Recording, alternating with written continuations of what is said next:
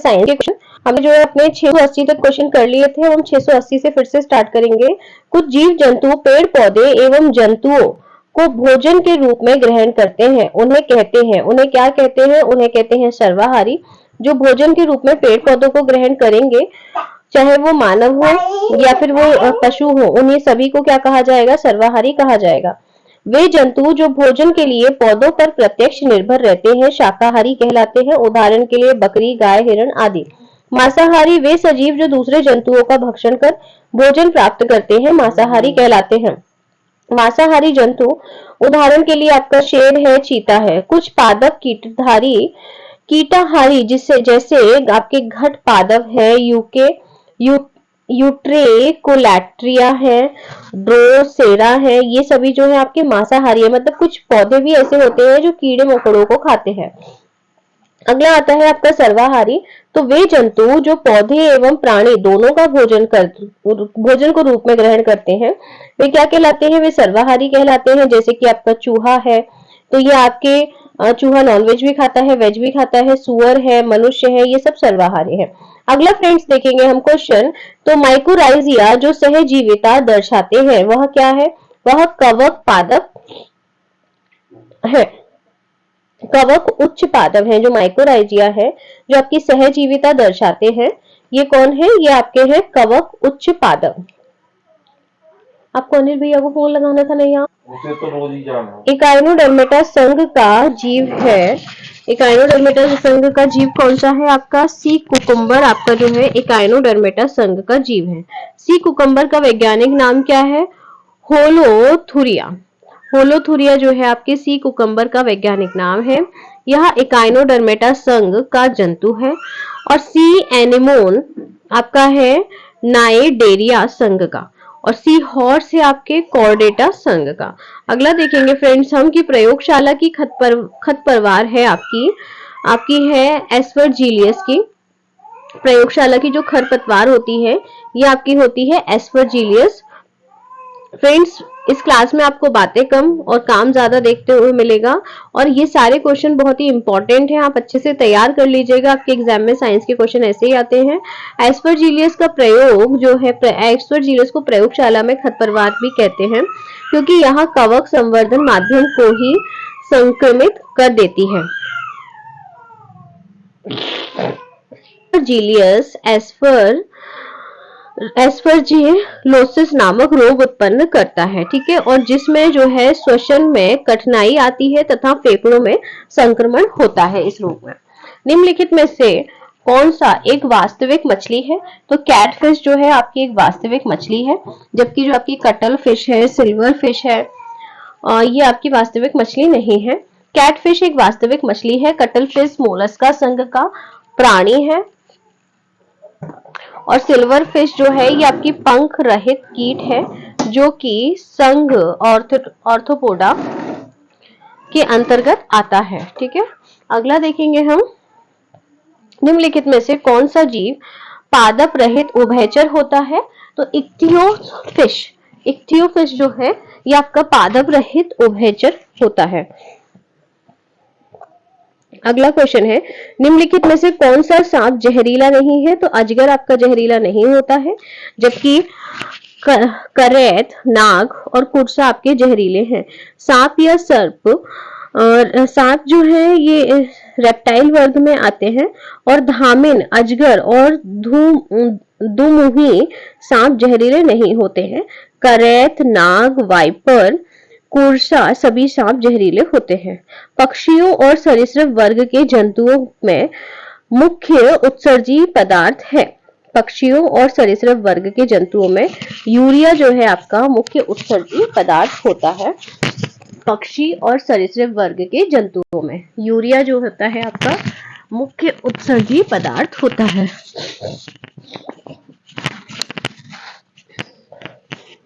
मनुष्य तथा मेंढक नाइट्रोजनी अपशिष्ट उत्पाद के रूप में यूरिया का उत्सर्जन करते हैं।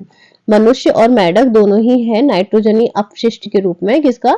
यूरिया का उत्सर्जन करते हैं। निम्नलिखित में से अंडा देने वाला स्तनधारी जंतु है, तो वो है आपका प्लेटिपस। प्लेटिपस जो है ये आपका अंडा देने वाला स्तनधारी है। इसे डकबिल भी कहा जाता है, प्लेटिपस भी कहा जाता है। यह जो है आपके मोनोट्रिमेटा गण ऑर्डर, मोनोट्रिमेटा ऑर्डर का सदस्य है और यह प्रोटोथीरिया उपवर्ग के अंतर्गत आता है। इनके बच्चों का जन्म अंडे में होता है और इनमें जो है ग्रंथियां, मेमोरी ग्लैंड श्वेत ग्रंथियों से उत्पन्न होता है आपका। अगला देखेंगे फ्रेंड्स हम कि मनुष्य के अग्रपाद में अस्थियों की कुल संख्या कितनी होती है, तो 60 होती है। मनुष्य के अग्रपाद या हाथ में अस्थियों की कुल संख्या 60 होती है। मैं आपको बता चुकी हूँ ये वाला क्वेश्चन। अगला क्वेश्चन है हमारा कि सार्कोमियर किन दो पट्टियों के बीच की दूरी है, तो ये आपकी जेड बैंड के बीच की दूरी है सार्कोमियर। सार्कोमियर दो पट्टियों जेड बैंड के बीच की दूरी है। यह पेशी की क्रियाशील तथा संकुचनशील इकाई है। शरीर की, हमारा अगला क्वेश्चन है 691, शरीर में यूरिया किस अंग के द्वारा बनता है, तो यूरिया जो है आपका ये आपके लीवर द्वारा बनाया जाता है। शरीर में यूरिया किस अंग द्वारा बनाया जाता है, लीवर द्वारा। यूरिया का निर्माण यकृत में आर्निथीन चक्र या यूरिया चक्र द्वारा होता है। यूरिया का निर्माण जो है लीवर में आर्निथीन चक्र या यूरिया चक्र द्वारा होता है। इस चक्र में अमोनिया तथा कार्बन डाइऑक्साइड के आपस में अभिक्रिया से यूरिया बनती है। ठीक है, ये जो आपका चक्र होता है इसमें अमोनिया तथा कार्बन डाइऑक्साइड के आपस में जो क्रिया होती है उससे क्या बनता है, यूरिया बनता है। मानव हृदय में कितने कक्ष होते हैं, तो मानव हृदय में आपके 4 कक्ष होते हैं। मानव के हृदय में 4 कक्ष होते हैं।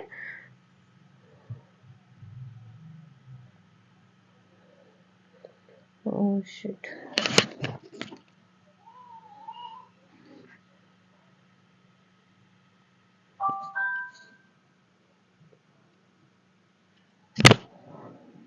हृदय में 4 कक्ष होते हैं और हृदय के ऊपरी एट्रियम और 2 निचले, हृदय में 2 ऊपरी एट्रियम और 2 निचले वेंट्रिकल होते हैं। औसत मानव हृदय 1 मिनट में 52 बार धड़कता है। 2 चैम्बर वाले हृदय में एक वेंट्रिकल और एक एट्रियम होता है और ऐसी हृदय मछली में पाए जाते हैं। 3 चैम्बर वाले हृदय में एक वेंट्रिकल और 2 एट्रियम होते हैं और ऐसे हृदय जो है आपके सरीसृप और उभयचर में पाए जाते हैं। अपरा की भूमिका है, अपरा की भूमिका क्या है कि ये आपके विकासशील भ्रूण के लिए पोषण प्रदान करता है। जब आपका अपरा होता है ये आपके विकासशील भ्रूण के लिए पोषण प्रदान करता है। जरायु, अंकुर और गर्भाशय के ऊतक विकासशील भ्रूण और अपरा कहे जाने वाले मातृ शरीर के बीच संरचनात्मक और कार्यात्मक इकाई बनाने के लिए एक दूसरे के साथ परस्पर जुड़ जाते हैं। अगला देखते हैं फ्रेंड्स हम, ये छोड़ दीजिए, बहुत ज्यादा डीप में नहीं पढ़ना है आपको। लेमार्कवाद निम्नलिखित में से किस मूल धारणाओं पर आधारित है, तो लेमार्कवाद जो है आपके उपार्जित लक्षणों की वंशागति, वातावरण का सीधा प्रभाव और अंगों का अधिक या कम उपयोग का प्रभाव पर आधारित है। लेमार्कवाद निम्नलिखित मूल धारणाओं पर आधारित है: बड़े होने की प्रवृत्ति, वातावरण का सीधा प्रभाव, अंगों के अधिक या कम उपयोग का प्रभाव, उपार्जित लक्षणों की वंशागति। इन सब पर आपका लेमार्कवाद आधारित है। बड़े होने की प्रवृत्ति, वातावरण का सीधा प्रभाव, अंगों के अधिक या कम उपयोग का प्रभाव या उपार्जित लक्षणों की वंशागति। उपार्जित लक्षणों की वंशागति सिद्धांत को ही लेमार्कवाद का सिद्धांत कहा जाता है। उपार्जित लक्षणों की वंशागति को ही लेमार्कवाद का सिद्धांत कहा जाता है। इंसुलिन क्या है? इंसुलिन आपका एक हार्मोन है। इंसुलिन एक पेप्टाइड हार्मोन है जो अग्न्याशयी आइलेट्स की बीटा कोशिका द्वारा स्रावित होता है। यह रक्त से ग्लूकोज के यकृत, वसा और कंकाल की मांसपेशी कोशिकाओं में अवशोषण को बढ़ावा देकर कार्बोहाइड्रेट, वसा और प्रोटीन के उपापचय को बनाए रखता है। निम्नलिखित में से कौन सा वसा पाचक एंजाइम है? तो आपका लाइपेज जो है ये वसा पाचक एंजाइम है। लाइपेज वसा का पाचन करता है। डीएनए में उपस्थित ओ का जाकी खंड को जोड़ने में लाइपेज एंजाइम सहायक है। डीएनए में जो आपका उपस्थित होता है ओकाजाकी खंड, उसको जोड़ने में आपका लाइपेज एंजाइम सहायक होता है। पेप्सिन एंजाइम प्रोटीन का पाचन करता है। रेनिन एंजाइम बच्चों के आमाशय में उपस्थित केसीन प्रोटीन का पाचन करता है। रेनिन एंजाइम जो होता है ये आपके बच्चों के आमाशय में उपस्थित रहता है और केसीन प्रोटीन का पाचन करता है। निम्नलिखित में से कौन सा युग्म सही सुमेलित नहीं है? तो आपका विटामिन डी जो है ये वर्णांधता रोग रहता है इसमें, सॉरी सही सुमेलित नहीं है, मैंने गलत बोल दिया। विटामिन ए से आपका रतौंधी होता है, विटामिन बी3 से आपका पेलेग्रा होता है और वर्णांगता रोग जो होता है ये आपका जेनेटिक डिसऑर्डर होता है, ना कि आपका कोई विटामिन की कमी से होता है और फॉलिक एसिड की वजह से आपको एनीमिया हो जाता है। ठीक है। वर्णांधता कलर ब्लाइंडनेस एक एक्स लिंगेज सहलंग वंशागति रोग है। यह विटामिन डी की कमी से नहीं होता है। कलर ब्लाइंडनेस एक एक्स लिंकेज सहलंग वंशागति रोग है। यह विटामिन डी की कमी से होने वाला विटामिन डी की कमी से नहीं होता है। जो आपका कलर ब्लाइंडनेस होता है ये विटामिन डी की कमी से नहीं होता है।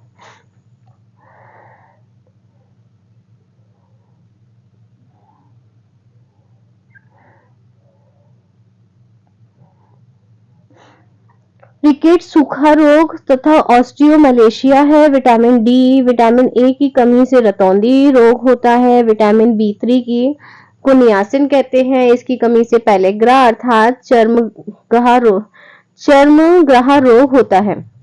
फॉलिक एसिड की कमी से रक्ताल्पता एनीमिया रोग होता है। अगला देखेंगे हम कि कालाजार नामक रोग का रोग वाहक है। तो उसका रोग वाहक जो है आपकी रेत मक्खी होती है। कालाजार नामक रोग का रोग वाहक जो है आपकी रेत मक्खी है। कालाजार नामक रोग के रोग कारक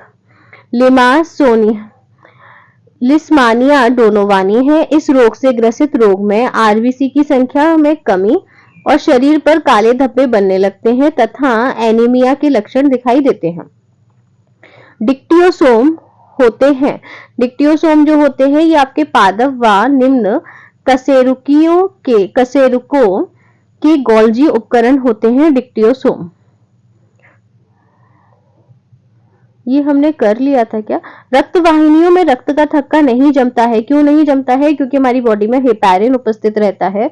रक्त वाहिकाओं में रक्त का थक्का नहीं बनने का कारण हेपारिन है। हेपारिन एक प्राकृतिक प्रतिस्कंदन पदार्थ है जो रुधिर को धमनियों में जमने से रोकता है।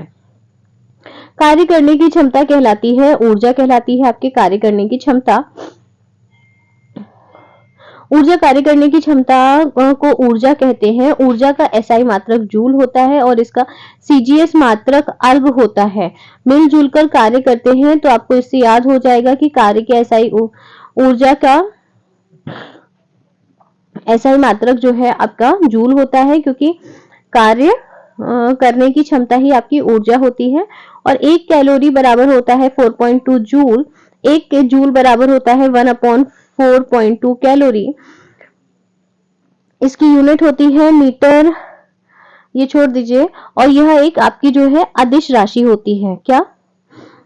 आपका जो ऊर्जा है अदिश राशि है। इसमें डायरेक्शन का क्या काम ऊर्जा में। फिर आता है कि सौर ऊर्जा से रासायनिक ऊर्जा में रूपांतरण का उदाहरण क्या है? प्रकाश संश्लेषण है।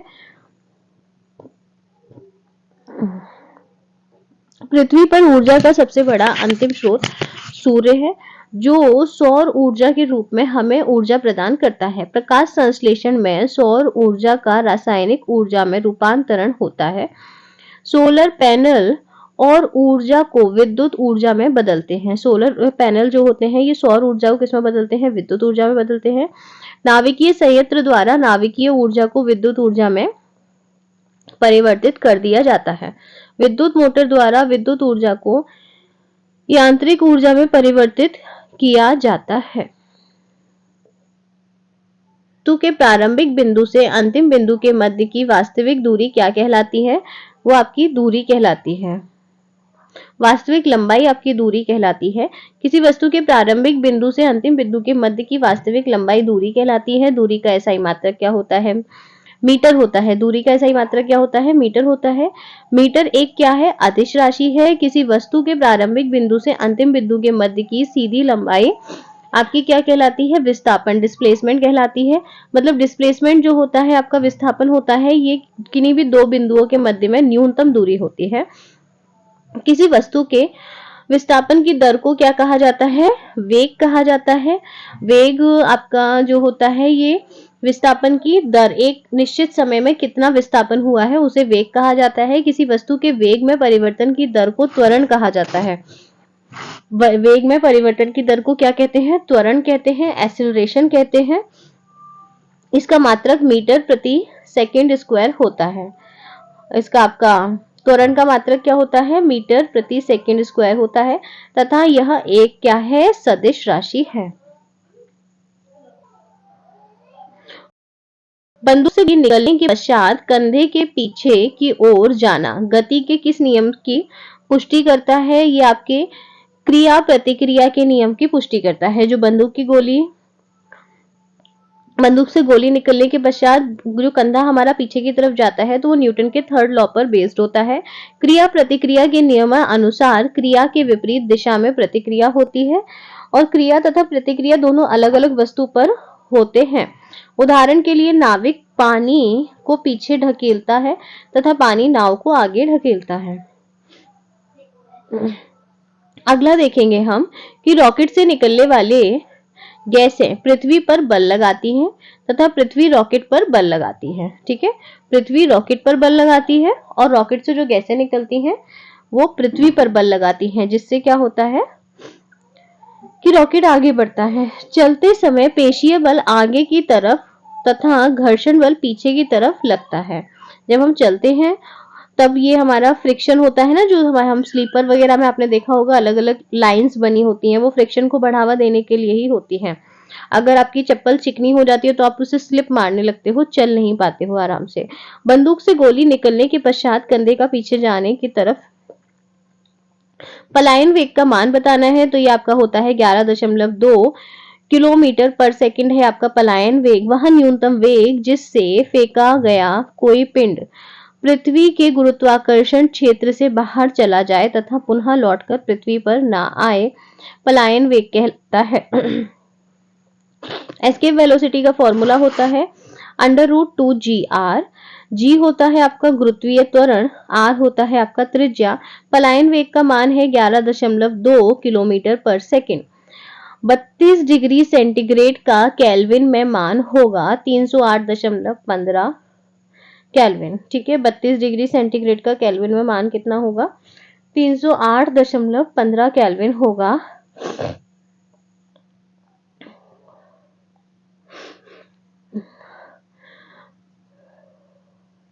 ये आपका वैल्यू होता है फॉर्मूला, मतलब यहां से आप केल्विन और डिग्री सेंटीग्रेड दोनों की वैल्यू निकाल सकते हो। टेम्परेचर को अगर केल्विन में निकालना है तो जो डिग्री सेंटीग्रेड है उसमें 273.15 ऐड कर दिया जाता है, और अगर आपको टेम्परेचर को डिग्री सेंटीग्रेड में निकालना है तो 35 डिग्री, जैसे मान लीजिए आपका केल्विन डिग्री सेंटीग्रेड है आपका 35 डिग्री टेम्परेचर तो 35 को 273.15 में ऐड कर दीजिए तो केल्विन में आंसर आ जाएगा।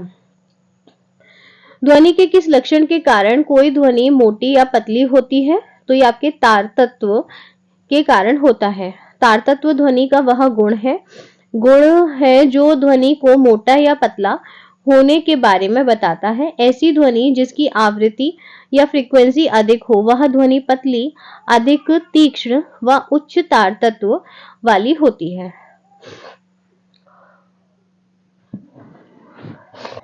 मच्छर की ध्वनि का तार तत्व शेर की दहाड़ से ज्यादा होता है। ध्वनि का एक अभिलक्षण जो समान तार तत्व तथा प्रबलता की दो ध्वनियों में अंतर करने में सहायता प्रदान करता है, ध्वनि की गुणता कहलाता है। ठीक है, और किसी बिंदु पर ध्वनि के चलने की दिशा के लंबवत एकांक क्षेत्रफल के प्रति सेकंड प्रवाहित ऊर्जा की माप ही ध्वनि की तीव्रता कहलाती है। निम्नलिखित हमें अब असत्य कथन छांटना है। यांत्रिक तरंगे केवल माध्यम में ही उत्पन्न की जा सकती हैं। यांत्रिक तरंगे निर्वात में भी उत्पन्न की जा सकती हैं। तो आपका इनमें से एक तो गलत होना ही है। आप बताओ कौन सा गलत होना है। और विद्युत चुंबकीय तरंगे माध्यम में उत्पन्न की जा सकती हैं। तो आपका जो है इसमें कौन सा गलत हो जाएगा, आपका सेकंड गलत हो जाएगा। एक ऑप्शन और है हमारे पास में कि विद्युत चुंबकीय तरंगे माध्यम के निर्वात में भी उत्पन्न की जा सकती हैं। विद्युत चुंबकीय तरंगे माध्यम के निर्वात में भी उत्पन्न की जा सकती हैं। ठीक है, तो ये हमारा सेकंड गलत है। यांत्रिक तरंगे जो मैकेनिकल वेव्स होती हैं ये केवल किसी माध्यम में ही उत्पन्न की जा सकती हैं, जैसे ध्वनि तरंगे। ध्वनि तरंगे आपको पता होगा कि इन्हें माध्यम की आवश्यकता होती है, निर्वात में नहीं गमन कर सकती हैं। विद्युत चुंबकीय तरंगे इलेक्ट्रोमैग्नेटिक वेव्स ये माध्यम के साथ निर्वात में भी उत्पन्न की जा सकती हैं, जबकि इलेक्ट्रोमैग्नेटिक वेव्स होती हैं ये माध्यम में और निर्वात में दोनों में ही उत्पन्न की जा सकती हैं, जैसे आपकी एक्सरे, लाइट रेज और यूवी रेज और अवरक्त आदि। निम्नलिखित में से कौन सी भौतिक राशि एक अदिश राशि नहीं है। भौतिक राशि एक अदिश राशि नहीं है, तो आपकी चुंबकीय तीव्रता जो है एक अदिश राशि नहीं है। दिशा और परिमाण के आधार पर भौतिक राशियां दो प्रकार की होती हैं, एक अदिश और दूसरी सदिश। वे भौतिक राशियां जिनको व्यक्त करने के लिए केवल परिमाण की आवश्यकता होती है अदिश राशियां कहलाती हैं, जैसे आपका द्रव्यमान है, आयतन है, समय है, दूरी है, चाल है। और सदिश राशियां वे भौतिक राशियां जिनको व्यक्त करने के लिए परिमाण तथा दिशा दोनों की आवश्यकता होती है, सदिश राशियां कहलाती हैं, जैसे कि आपकी चुंबकीय तीव्रता, वेग, संवेग, कोणीय वेग आदि। अगला है आपका कि ध्वनि तरंगों का जल में वेग होता है 1480 मीटर पर सेकंड। जो ध्वनि तरंगे होती हैं इनका जल में वेग कितना होता है, 1480 मीटर पर सेकंड होता है ध्वनि तरंगों का जल में वेग। ध्वनि तरंगों का जल में वेग है आपका 1480 मीटर पर सेकंड। ध्वनि तरंगों का निर्वात में वेग होता है 0। प्रकाश तरंगों का निर्वात में वेग होता है 3 × 10⁸ मीटर पर सेकंड।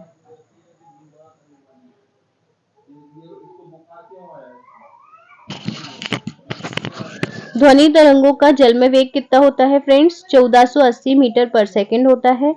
ध्वनि तरंगों का निर्वात में वेग कितना होता है, 0 होता है। और जो ध्वनि तरंगे, क्योंकि ध्वनि तरंगे निर्वात में गमन ही नहीं कर सकती तो वेग 0 ही तो रहेगा। और ध्वनि तरंगों का, प्रकाश तरंगों का निर्वात में वेग होता है 3 × 10⁸ मीटर पर सेकंड। और ध्वनि तरंगों का विवर्तन प्रकाश तरंगों की तुलना में ज्यादा होता है।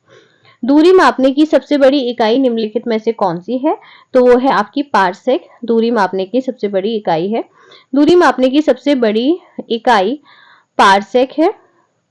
308 × 10⁻16 मीटर।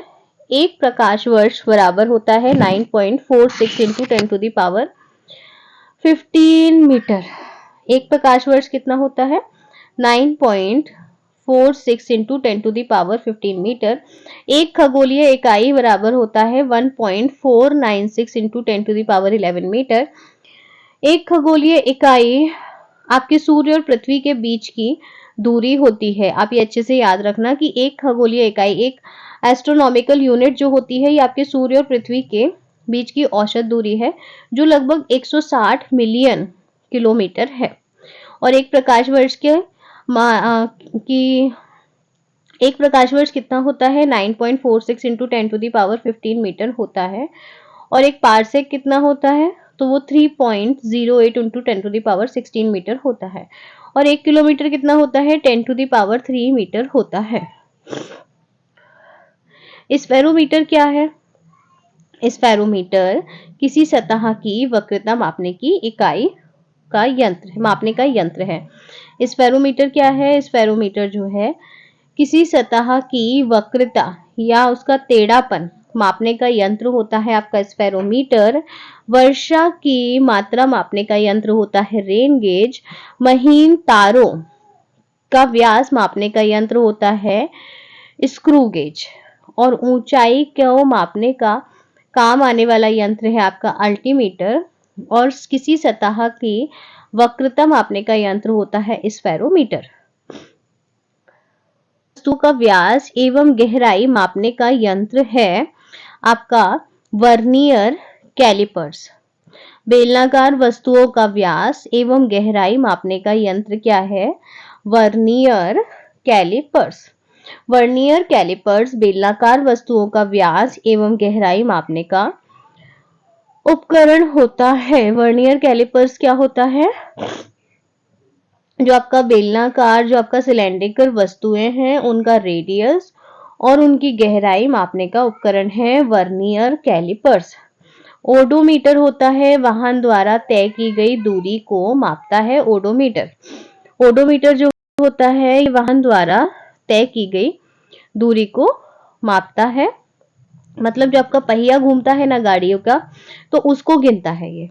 फिर आता है आपका कैलोरीमीटर। तो कैलोरीमीटर ऊर्जा की मात्रा मापने का उपकरण है कैलोरीमीटर। कैलोरीमीटर क्या है?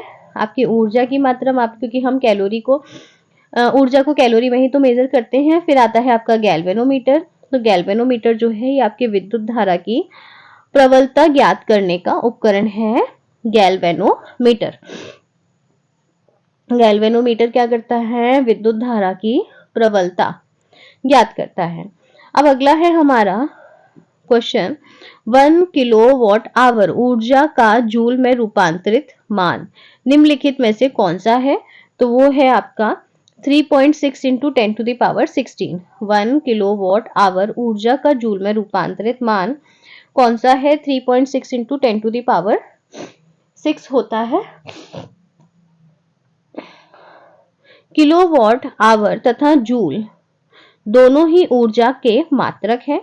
1 किलोवाट आवर एक यूनिट के समतुल्य होता है। 1 किलोवाट आवर ऊर्जा की वह मात्रा है जो 1 किलोवाट के स्रोत को 1 घंटे तक उपयोग करने में व्यय होती है। 1 किलोवाट आवर, तो 1 किलोवाट होता है 1000 वाट और 1 आवर होता है 3600 सेकंड। तो इस तरीके से आपका 3.6 इंटू 10 टू द पावर 6 आपकी वैल्यू निकल आती है। नुकीली कील को दीवार में ठोकने पर आसानी से दीवार में घुस जाती है, क्योंकि क्या होता है इसका, आपका कील दीवार का अधिक क्षेत्रफल घेरती है। बिल्कुल गलत है, वो कम क्षेत्रफल घेरेगी तभी तो वो अंदर घुसेगी ना। तो आपका ऑप्शन बी सही हो जाएगा, क्योंकि प्रेशर जो है, क्षेत्रफल जितना कम होगा, एरिया जितना कम होगा, उतना ज्यादा प्रेशर लगेगा, क्योंकि एरिया जो है प्रेशर के इनवर्सली प्रोपोर्शनल होता है। ठीक है, हमारे 715 तक क्वेश्चन हो गए हैं। अब इसके बाद में हम बाद में करेंगे। Thank you so much. आपको अच्छा लगा हो तो प्लीज लाइक शेयर सब्सक्राइब कीजिएगा और अपने सजेशंस कमेंट्स बॉक्स में दीजिएगा। Thank you, bye bye.